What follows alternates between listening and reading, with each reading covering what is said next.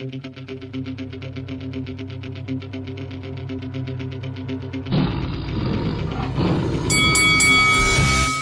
this is Eddie Hearn and you're watching Lights Out. This is Faisal Khan for Lights Out, proudly sponsored by Spartans Law. We're here at the Legends MMA gym in our hometown of Luton.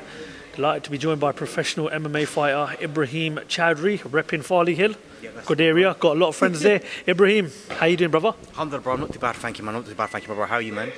Alhamdulillah, I can't complain.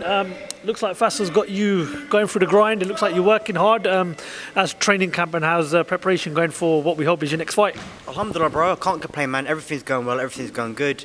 Making sure that I'm getting in the rounds of sparring. Make sure that I'm getting the strength and conditioning. Making sure I'm getting in all the runs, getting all the sprints. I'm just making sure that every area and every base is covered, so that when it does come, when it does come down to fight day, there's no surprises or anything like that, man. And inshallah, I'll be prepared for it. Inshallah. Well, we wish you the best of luck with the rest of your fight camp. Ibraheem, talk to me a bit about yourself. What's your sort of like background story and what got you into MMA, and what is the overall goal for you? What you're hoping to achieve in your MMA career? In all honesty, my bro, my end goal, I'm leaving in the hands of Allah. I'm leaving in the hands of Allah because, bro, nothing in life is promised. Nothing in life is promised. Nothing in life is guaranteed. Inshallah, what I do hope for one day, though, is I hope that fighting opens the door for me to be able to give back to the community and being able to give back to people, bro. Inshallah, that's what I plan to do long term. But up until that point, bro, whichever direction Allah wants to take me in, whatever Allah thinks is best for me, whatever Allah thinks is right for me, I'll do. Bolton had Amir Khan. London have got Hamza Shiraz. Stoke City have got Shabazz Masood, Dishoki Khan from Aylesbury. I mean, not just boxing, but also in the whole of the sort of combat sports world. When does Luton deliver its first world champion? Man, soon inshallah, man. Soon inshallah, bro. Because there's so much up and coming talent in Luton. That's the truth, bro. There's so much. There's so many good boxers. There's so many good MMA fighters. Even when it comes to grappling arts, bro, there's so many good guys. Inshallah, bro, someone will break into it, and then someone will emerge into the top. And inshallah, it'll be someone from this gym. Inshallah, God willing, fingers crossed. We do have a world champion coming out of this gym. I know a lot of hard work has gone into this gym. Talk to me a bit about your career, current record, fights, experiences, and when can we next expect to see you back in the cage? So at the moment, my bro, I'm 3-0, alhamdulillah. With all three of my victories have come via knockout/TKO. When will I be back in the cage? Inshallah, bro. I can't really put a date on it. I can't really put a pin in it. Again, whenever anything comes up and whenever the time is right, I'll be ready and I'll be prepared for it. Even when I'm not in camp, I'm still training. Even when I don't have a fight or anything coming up in what I'm trying to say is in the near future, 5-6 weeks time, I'm always training. I'm always dieting. I'm always making sure that I'm in shape. I'm always making sure that I'm covering everything because, in my honest opinion, being a fighter isn't a part-time job, it's a full-time job. You have to be doing things every single day to improve. Otherwise, bro, if you don't improve, you're getting worse. And if you're getting worse, your opponent's getting better. And then that's when you get knocked out. Obviously, it's always good when you're on top and you're winning and and you're successful. But have you had any sort of, have you come across any sort of period where you've realised who's there for you and who's not there for you in this? Because this is a tough sport. When you're on top, everyone remembers when you're on top. And a lot of fighters, not only just in MMA but boxing, have gone through it. So would you say there's been eye-openers for you in the past and there's been things where you've avoided to know what's going to keep you on track going forward in your career?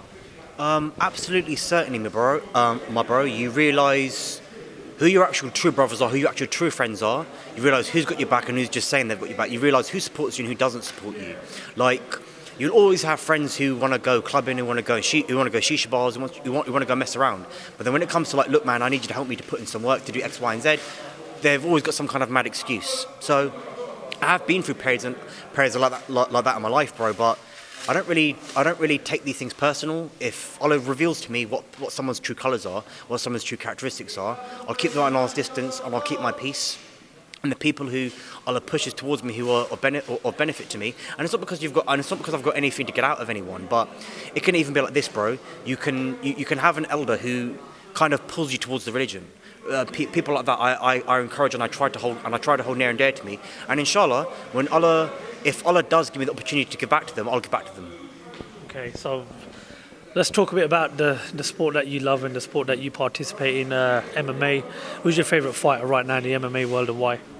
Man, there's so many good fighters, bro. I'm gonna get a lot of hate for this, but it's John Jones, and he'll always be my favourite. I'll tell you the reason why, bro. Because you can argue his record, you can argue that he's been on PED, you can argue that he's done X, Y, and Z, bro. But this is God's honest truth. When it comes down to fighting, bro, there's been no one who's basically, bro. There's been no one in recent years who has his resume, who's done the things that he's done, who's beaten the people how he's beaten them. You got to think, bro. He's beaten people at their own game. He's beaten legends of the sport. He's beaten champions, and he's never been defeated. You can argue that he's that he's been busted for PEDs.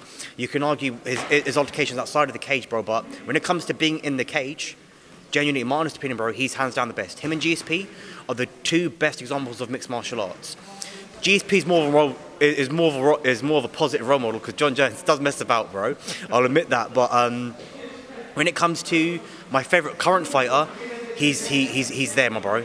Because you've got to think, Khabib's retired, GSP's retired, so they're all out the limelight, man. When we see those big fights in the heavyweight division between John Jones and the likes of Tom Aspinall and maybe Francis Ngannou, do you think that sort of ship has sunk? In what regards do you mean, my bro? As in, are we going to get to see John Jones in those big heavyweight fights? I mean, because, you know, we saw Francis Ngannou go over to boxing, and there's no secret that he's made a lot of money. So, you know, Tom Aspinall, Francis Ngannou, or any of the top heavyweight contenders, are we going to get to see John Jones in those fights?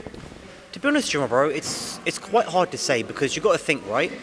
At his stage, where he's gotten to, he's just got things to lose. He hasn't really got anything to gain.